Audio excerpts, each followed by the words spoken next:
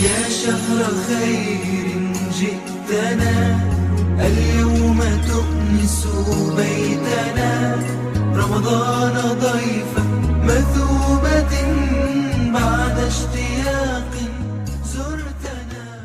السلام عليكم ورحمة الله وبركاته. إن الحمد لله نحمده ونستعينه ونستغفره ونعوذ بالله من شرور أنفسنا ومن سيئات أعمالنا من يهده الله فلا مضل له ومن يضلله فلا هادي له. أشهد أن لا إله إلا الله وأشهد أن محمدا عبده ورسوله لا نبي ولا رسول بعده. إخواني في الله أعزني الله وإياكم. Bersyukur kepada Allah Subhanahu wa taala, kita termasuk hamba Allah yang beriman kepadanya. Dan ini merupakan nikmat yang paling besar. Tidak ada nikmat yang lebih besar dibanding ketika kita mengenal Islam dan mengimani Allah Subhanahu wa taala. Karena itulah yang menjadi wasilah kita selama dunia dan akhirat. Ikhwani fillah, tetapi dalam kehidupan ini terkadang meskipun kita beriman kepada Allah, kita tetap melakukan kemaksiatan pada Allah Subhanahu wa taala. Pada kesempatan kali ini perlu saya sampaikan efek dari maksiat pada Allah Subhanahu wa taala. Di dalam kitab yang disusun oleh Syekh Ibnu Qayyim Al-Jauziyah, beliau menuturkan bahwa di antara efek dari maksiat adalah yang pertama, hurmanul ilmi, terhalangnya seseorang dari ilmu pengetahuan. Yang kedua adalah hurmanul rizki, terhalangnya seorang dari rizki. Yang ketiga adalah du'ful aqli, lemah akalnya. Yang keempat, du'ful qalbi. Dan yang kelima adalah du'ful jasad. Saya hanya ambil 5 saja. Yang pertama, bahwa akibat maksiat adalah hurmanul ilmi. Seorang terhalang dari ilmu pengetahuan.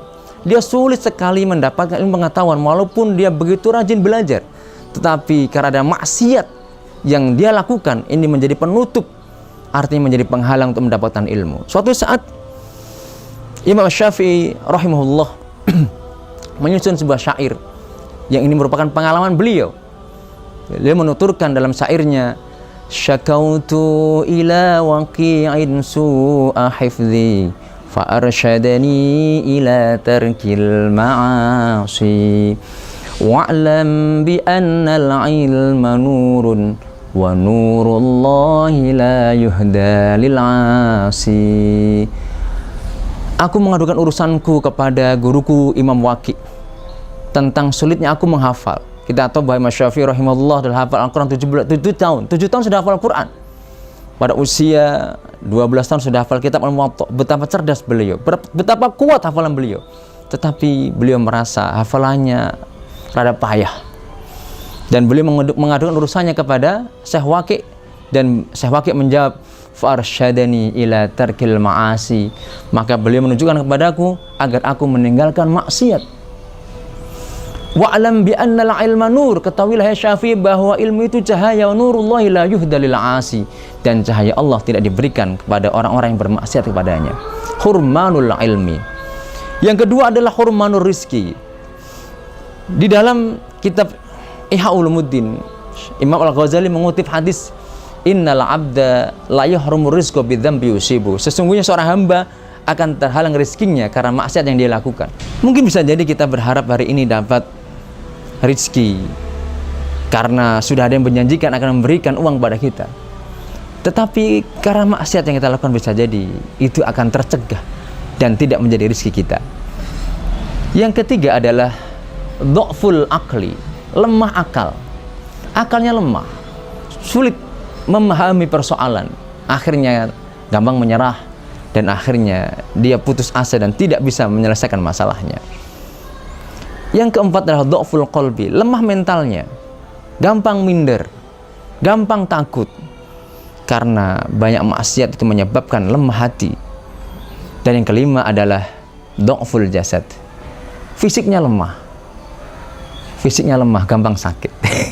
Ya, terkadang kita merasa bahwa kita ini masih muda, mestinya kuat, tetapi karena maksiat dilakukan, fisiknya menjadi lemah. Ikhwani fillah, itu sebagian yang disampaikan oleh Syekh Ibnu Qayyim Al-Jauziyah dalam kitabnya. Walaupun beliau menunturkan ada 22 efek dari maksiat.